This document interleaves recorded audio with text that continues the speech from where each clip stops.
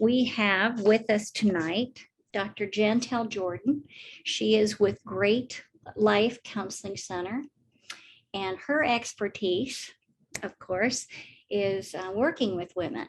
And I was fortunate enough to work with Jantel a couple years ago in a professional setting, and I became very endeared to Dr. Jordan's expertise, but also her compassion and understanding of the ADHD and the neurodiverse brain.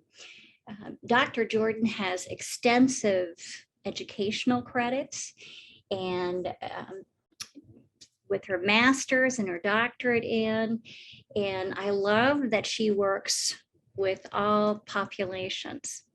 So I'm going to turn it over to Dr. Jantel Jordan, and just to say thank you again for connecting with us live on the Organizer Coach. If you'd like to schedule your free 20-minute phone consult, please go to my website at theorganizercoach.com. If you have any questions during this presentation and you want to enter in the chat, and then Dr. Jordan can address those questions, or if you feel, choose if you want to contact me, and I can forward the information to Dr. Jordan, and she's excellent about getting back with her inquiries. So, Dr. Jordan, I'm going to turn it over to you, and we're going to learn about how ADHD impacts women. Okay. Mm-hmm. So it's actually, well, thank you for the introduction. And it's actually funny when you asked me to do this, because like I tell a lot of my clients, I am very relational and interpersonal. And so there is a part of self-disclosure that comes along with working with me as a doctor. And so typically between the 3 and 5 o'clock time is my brain fog time, because I actually am diagnosed with ADHD also. And so being able to be transparent in that way, and I think show people that you can live and manage symptoms. There are periods of time that may be more difficult than others, but even getting ready for today, I start to really think over like, oh my, yeah, that is something that goes on. That is something that happens. And when you talked about women specifically, so think about some of the differences. There are different rates. Like, so research has shown like it's a 4-to-1 ratio as far as males versus females being diagnosed. And some of that can be contributed to how ADHD presents in like a person. And when you start to think about the older adults, so people who were born, let's see, 80s, 70s above, like just the knowledge and the education about mental health disorders being different also. And so there may not have been as many people with that knowledge and that research to be able to fine tune and figure out what was what. A lot of times ADHD can be misdiagnosed as anxiety or behavioral problems or depression, like a lot of different things. And so it does take a little time. I mean, there are assessments and things like that that you can do also, but a little time as far as really talking to someone and talking about symptoms and things that people may not even be aware of as symptoms, right? And so we'll go through some of those today. But when it's not just a kid's disease, I think that is an often a misconception, which is why I share and like disclose that part. And I actually I will say I do have children and like adolescents that I work with, but I am starting to get more adults and actually diagnosing adults now with it. And so I have a few different questions and things that I'll go through and kind of give some knowledge based off of that. And so, Tammy, like you said, it is a neurological disorder. And so when you think about the brain, because sometimes people just say, oh, you're lazy, you're not trying hard enough, you just need to put in more effort, you just need to be more organized, you just need to do all of these things, and realizing, no, there's actually something neurologically different in your brain. So it is impacted in the prefrontal cortex, right? And so when you're able to say, like, this isn't something that I just have to work harder at changing. Like, this is like biologically, it's just there. Like, I was born with this, right? And so I think that saying it in that way can kind of help others maybe have a little more empathy. It also gets controversial because sometimes people say, oh, you're just saying that so you can be on Adderall or Ritalin and, the study drugs and all those things, when you should just be doing the same as us. And it's like, no, like if we map out the brain, like if you saw a brain scan, it would actually be different. I actually have some pictures that I'll show later of like the difference, like when they've done scans, you can see differences in terms of what areas are highlighted and what areas aren't. And so the prefrontal cortex, I don't know if you all can see that. So Yes. that's going to be the area that is impacted by ADHD. And if you see in there the emotional responses, attention, behavior, and judgment. And so those are some of the things, depending on which areas, can start to show some of the differences in gender, right? And so typically, males are diagnosed at a higher rate for hyperactivity, right? And so the females are diagnosed more with the inattention part. And so if you think about the internal stuff versus outward stuff that people see. And so if it's internal and I don't really know that it's not just my brain, or I need to work harder, I've been told these things, like trained in this way to think about myself and my abilities, then I may not share that information with someone. I may not know to bring it up and say, I'm really having a hard time staying on track. Mm-hmm. Or like, I'm really misjudging my time management. Like, I think I have this amount of time and I can do all of these tasks in this amount of time. And I'm not adequately or accurately, like really saying how much time each task needs, especially because that part of inattention, it's like you could be doing one thing and then let's say the phone rings and you get distracted. Mm-hmm. And then if you don't go back to that. And so that can impact organization. So this goes right along with what you do. So because a lot of the skills of managing it is really working on time management.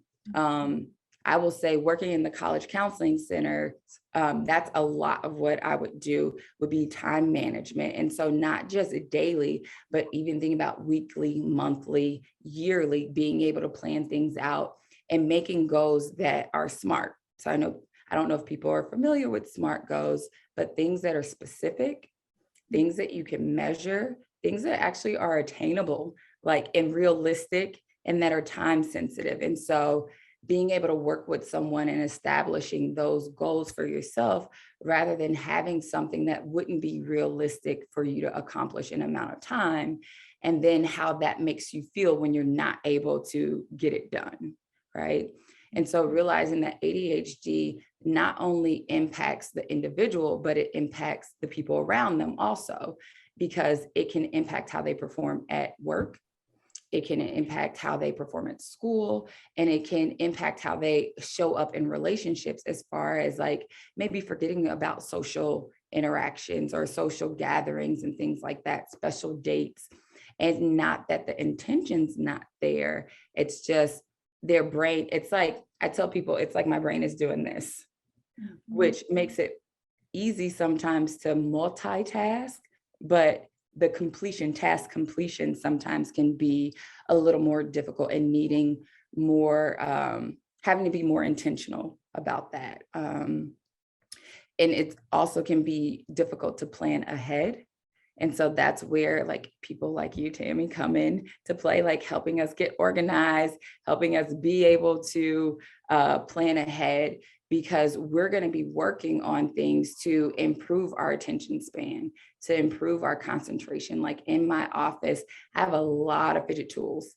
that I allow clients to play with. I have pillows that, different texture, stimulus things, weighted blankets, a lot of different things to help like kind of give your brain something else to do so that you can focus in. Or thinking about some people, if you notice, like they like to have the TV on or music on while they do something else because it helps block out and helps them focus into something else. Let me see. I'm trying to think about some of the other things that I kind of wanted to mention just about the differences in diagnoses. So some of the gender differences, and I don't know if things are coming in the chat. So Tammy, you'll have to keep me up on that. Another thing that I want to talk about is is there a cure? So unfortunately, there is not a cure for ADHD. There are a lot of things that you can do to help manage the symptoms. And that's why sometimes people say, oh, it's just a kid's thing and it goes away as you're an adult. No, maybe you are better able now to manage some of those symptoms, but your symptoms can also change as you get older and depending on different circumstances. And so let's say you may have had 3 main things that cause you distress.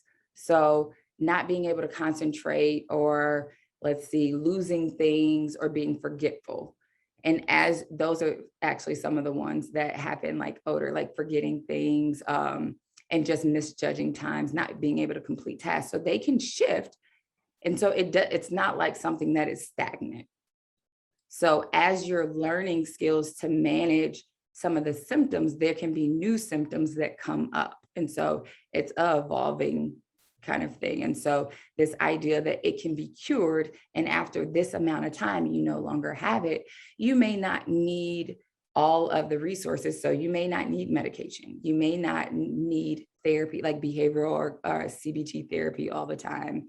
You may not need like the organizer coaches and things like that. You may not need all of those as frequent, but it doesn't mean that it's gone. It just means that you are better able to manage it. And so in some of those transitional times, like the big crisis times, or especially with the pandemic happening, like you can see it kind of like pop up again. And I think I've had a lot of clients come back to me and they're like, what's going on? And it's like, okay, you were managing, you had skills to deal with these things. And now there's another transitional life event that has happened that you weren't prepared for. And so it's kind of throwing you off. So we just need to do a little adjustments, and figure out some new skills to help you deal with the current climate, and then being able to be okay. And that's sometimes it may be changes in medication. Like I know for some of the kids that I have, parents will take them off in the summer, or they may decrease dosage. For some of the adults, it may be like, okay, I really need to be able to concentrate and focus and do these things for work, but I'm a little more flexible with my like home or personal life. And so I can change things in that way. So it's really dependent on each individual, like what the symptoms actually look like how they show up for a person. And like I said earlier, they can sometimes be misdiagnosed. I've had several parents bring children in for ADHD diagnosis because of change in grades. And some of them, it was just anxiety. And it may have been anxiety about a changing dynamic in a family system, or changing schools, or going up a grade level. So think about changing jobs, or new relationships, or ending relationships. So all of those things can impact it. And then also knowing that ADHD is something that can be inherited. Mm-hmm. And so I think that it doesn't mean that if one person in your family has it, that everybody else is automatically going to have it. But there is research has shown it's about a 75% heritability rate for ADHD. And I know personally in my family, there are 3 of us out of the 6 kids who are actually diagnosed, like clinically diagnosed with ADHD. And wasn't for me. I mean, some of us are older, so it wasn't a thing growing up for me. Like I heard that just work harder, and then being up, realizing that I would have to wait until like 2 a.m. when everyone was asleep to do work, to be able to read, and then reading the same things over again, like, or because my brain would just be everywhere. And so just learning things on yourself, I think when I got into college and getting that validation of, no, there's actually something, it's not just your motivation, there's something going on like with your brain, that was helpful because it took it off of, it's a me thing, like I'm not doing enough, Right. to this is this is something that I was given to gift in a way, and trying to figure out how to navigate the world differently. And oftentimes, even with friends, like I'll say, and even with coworkers, being like, I don't have a neurotypical brain. So the way you're processing and the way that you're doing things, it needs to be a little different for me. Mm-hmm. You Like, know, I'm glad you mentioned that too, Jantel. The shame factor. mhm. I don't know how many clients have shared this with me. In fact, I just got off the phone with one of my clients in her mid 70s, and she was telling me about her recent diagnosis, blah, blah, blah. And she started crying. She said, Tammy, the shame factor. She said, I'm a professional. She said, I'm a retired professional. I've held a high level job where I've been helping other people, and I was absolutely wonderful at it. And Oh yeah. but to know that I have ADHD now, that explains a lot. She said it explains a lot about the inner workings of my brain, but she said the shame factor is there. It's crazy how real that is, and how, like, I've gotten new clients with ADHD, adults with ADHD, and that suffering in silence kind of piece of not knowing exactly, not having a name for what was going on, and trying to work around it on their own, and not having access to certain resources that could have made it easier. It's not that they didn't get through it because of resiliency, grit, all of those things, but it's like it didn't have to be that hard, Mhm. right? And then waiting, like getting that later diagnosis, then it's like, okay, what are you getting diagnosed for now? If you've been dealing with it for this long, is it really something that's real, or are you just making this up now?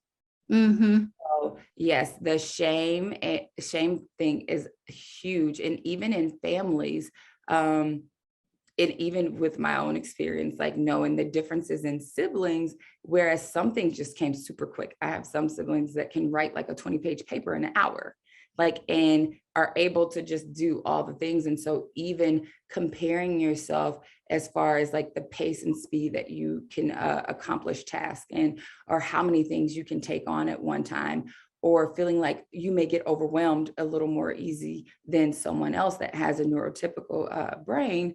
uh, I don't think that there's been more conversation about ADHD recently. But prior to really 2000s, not as much. And then access, what that actually looks like for people who may not have access to certain healthcare, or like behavioral healthcare and things like that. And so diagnosing can happen with primary care doctors. It can happen with behavioral, like mental health professionals as well. It can happen in the school systems. So we see a lot of diagnosis, and it's starting around age 4, when children start to enter in school, grade school. I think that's called. Preschool. Yeah, preschool. Mhm. And in those cases, it being really important to differentiate what is typical behavior for someone at like that age versus ADHD, Mhm. right? Mhm. Um, Is I there a particular, and I get this with women quite a think- bit. They're saying that, you know, I could, I can't seem to function at home. I can function at work, but I can't function at home. I'm a mom, I'm a wife, I'm a single parent, whatever. I can do okay at work. I can make it through work, but everything breaks down when I get home. So it's actually interesting that you said that. Thinking about the structure that comes along with work, and structure being something that is going to be very helpful for someone that has the ADHD, whereas work being different than home, you're in charge at home. At work, like what to do, like there's the expectations there. And then the other thing that I tell clients is I do it in terms of spoons, right?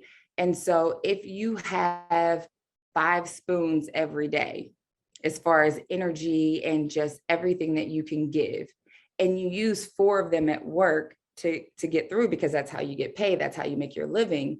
When you get home and you have the other, what is that, for 16 hours, you only have 1 spoon for 16 hours. And so then you're trying to like break that up. And so that's part of the reason, because you've given all of your energy, all the concentration, everything that you had for the day for that one job, right? And so that's where it becomes important to learn skills to manage and navigate so you can preserve some of that energy. And then also thinking about, for research has shown that females can perceive themselves as more impaired in their experiences of with ADHD, and that negative events can feel more painful than their male counterparts who are diagnosed with ADHD. And so it may be this perceived sense, like internal sense of I'm not doing well enough, but for others, they may not see that. Mm-hmm. And so that's where some of the self-compassion comes in, and just being realistic with yourself about what can you accomplish. Like you're one person and you're not able to do it all. And there are accommodations that you can get. Like ADHD is under the ADA rules. Like there are accommodations there, and Right. not a lot of people know that you can even have those in a workplace as well. So that is great to know, because, and I think because with women, because of our makeup, women they were created to be nurturing, to be caregivers, to provide that nurturing support system. And so, and I love it when you address that like in the spoons, you have so many spoons that you can work with. And what's realistic? What can I realistically expect from myself? What can I realistically manage? I love that. And not the societal views of, okay, you're supposed to be able to do and take on all these different roles and perform at a certain level, but really being able to redefine that for yourself. Like, what are my expectations in the different roles that I have for myself? And then what are expectations that others have of me? And so that if they're different, then being able to have that conversation saying, like, this is what I can give. Like, and can we compromise somewhere in there? But I love that. Yes.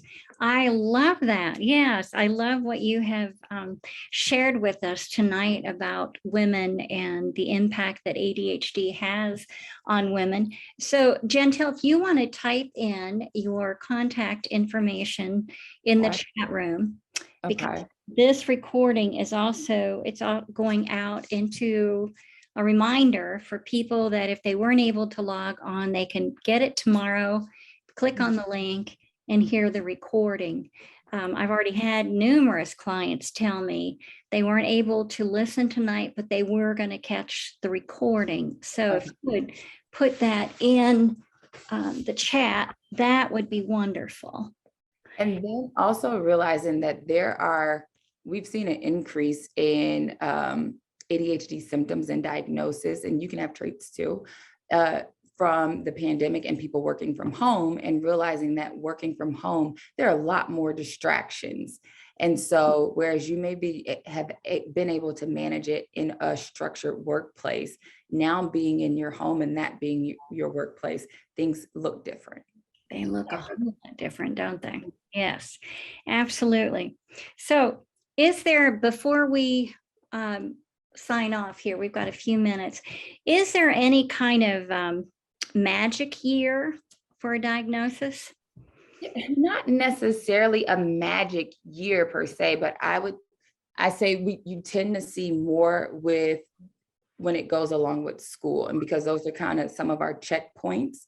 And so when first entering school and noticing like differences as far as like developmental compared to other peers, you would see it again, sometimes middle school to high school, that transition, because coursework and things like changing classes, navigating like multiple classes and not just one set room at a time.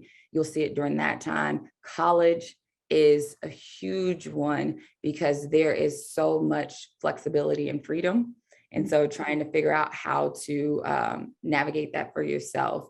But typically for most people, those symptoms have been there a long time ago in childhood, even if you look back.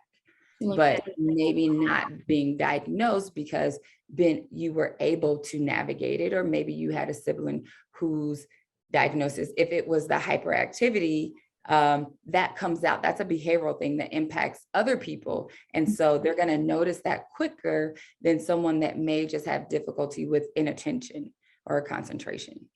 That inattentive type. Mm-hmm. Yeah. One more question for you. We've talked about that the diagnosis doesn't go away, and that whether it's noticeable. Do women notice, or has there been any research done on this, like women and hormones, and how hormones can affect the ADHD, or vice versa, how ADHD affects the hormones? Is there? So they're still doing research on ADHD and things like that, but there definitely are differences. They've found like some of the genetic differences, imbalances in neurotransmitters and their functioning, and then environmental factors. So there are different things. Even like smoking during pregnancy can create a predisposition for the child, the unborn fetus, like to be exposed to ADHD. And so I haven't read a lot of research or gone into right now that is specifically saying the hormonal piece plays a role. But when you start thinking about neurotransmitter functions and genetics and things like that, and even pregnancy being a thing that can predispose a child to ADHD, I'm sure that there's going to be research that is coming up regarding that. I think just it's so different with every person that's what's taking a little longer. Mm-hmm. Well, gosh, I could listen to you all night. This has been. Before we go, I do have the one picture that I was saying about the brain. So if you look, so this is like someone without ADHD, and seeing how activated, like how lit up their brain is versus someone with ADHD. And so just that difference. Wow. And so I think that when I start to show pictures like that and really talk about it in terms of the brain, it becomes more of a reality, and not that it's just a lack of motivation and organization kind of thing. Exactly. It's not, if I could have a penny for every time clients have told me, that it was ingrained in them from childhood. Why don't you're just lazy. Why don't you just work harder? You just need to be motivated. Well, it's not like that at all. Not at all. So. And that's part of the lack of education. So even doing things like you're doing now, like with having this discussion, being able to educate people more on like just different mental health. And this is under like a disability. Like you actually can get services for this. And so I think just normalizing that, and that you can be a professional. A lot of professionals probably would be diagnosed with different mental health disorders along the line of their lifespan. And so it's not something to be ashamed about. Absolutely not. And I love it that we talk about that normalcy, removing that stigma. And that's There's like research has shown there's about 4.5% of US adults who are diagnosed with ADHD. mm-hmm. That doesn't surprise me. Well, like you said, diagnosed. Mm-hmm. So yes, so that is access to services also, right? Absolutely. Well, I want to thank you so much, Dr. Jordan. This has been just eye-opening. And I'm thrilled that you were just thrilled and honored that you have shared your time and your expertise with us tonight. And Dr. Jordan has put her contact information in the chat room. And again, like I said, you can contact her directly if you have any questions. And also, if you'd like to find out about her services and you're in need of a therapist, I strongly recommend contacting Dr. Jordan. She's excellent. So if you want to contact me directly, please do so, and I can forward the information to Dr. Jordan. Again, that's at Tammy@theorganizercoach.com. Or if you'd like to schedule your free 20-minute phone consult, I'd be glad to talk with you, hop on the phone and talk with you and see what your organizing goals are. Thank you so much, Dr. Jordan. We'll be talking later. Okay, thank you for having me. Oh, absolutely. Thank you so much. Bye-bye. Bye-bye.